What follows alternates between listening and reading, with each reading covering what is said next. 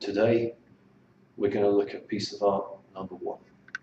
Now, these are in no particular order, and this first choice was very difficult. I was determined to do all these things at random, so there's no chronological order. There's certainly no order of quality or anything like that. This is not a top 100. This is just 100. So, the first thing I'm going to talk about is a guy called Tennessee Williams, who's a playwright. And there are many plays that are more famous than the one I'm going to talk about. You will read a number of these as you go through school and if you go to college. Cat on a Hot Tin Roof is probably the most famous.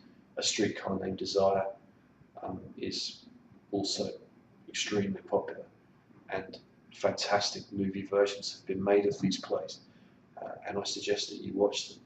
There's one with Elizabeth Taylor and Paul Newman, a version of Cat on a Hot Tin Roof.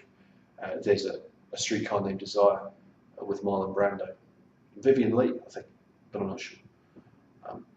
But I want to talk about The Glass Menagerie. This is comparatively lesser known. It's a play I've seen in London.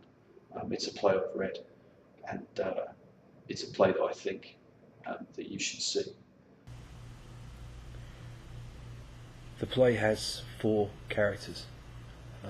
Amanda, a domineering maternal figure in a broken American family in the 1930s. Her husband's left her 16 years before the play starts.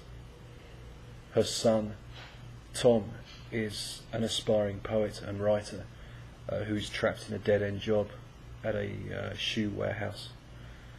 His older sister, Laura, is terribly lacking in confidence.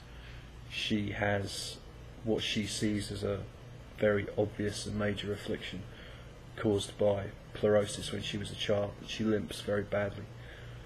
The final character is Jim, a colleague of Tom's from the warehouse who's the shipping clerk.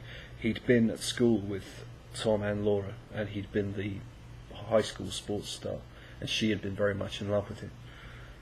So he comes to dinner one night, and the play deals with the feelings of disappointment and life not really being what the characters hoped it would be.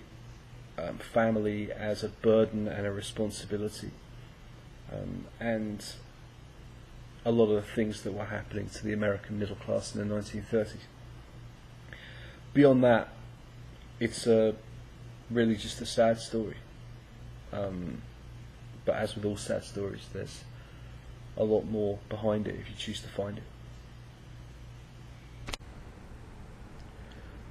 I first saw this play in 1995 in London. It had been on at the Donmar Warehouse, which is a fantastic little theatre in Covent Garden, and it had just moved down the road to the Comedy Theatre. It was directed then by Sam Mendes, who went on to become very famous indeed. He directed American Beauty, a film that we may well talk about later on. There's a lot of comparisons actually between The Glass Menagerie and American Beauty, I think.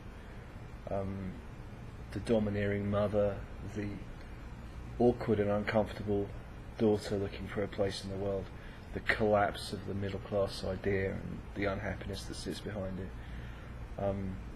These are things that apply to both plays.